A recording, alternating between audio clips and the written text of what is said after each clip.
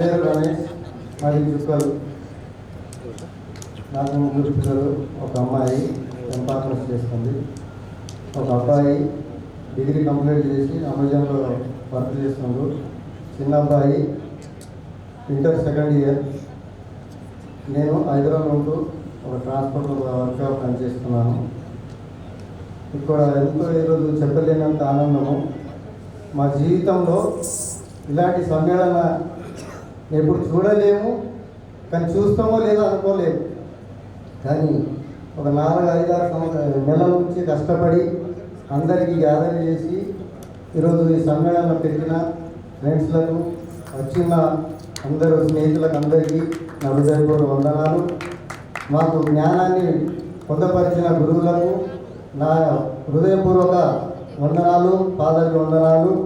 అందరికీ సంబంధించిన ఈ పెద్దలకు, నా స్నేహితులకు నమస్కరించి సమయం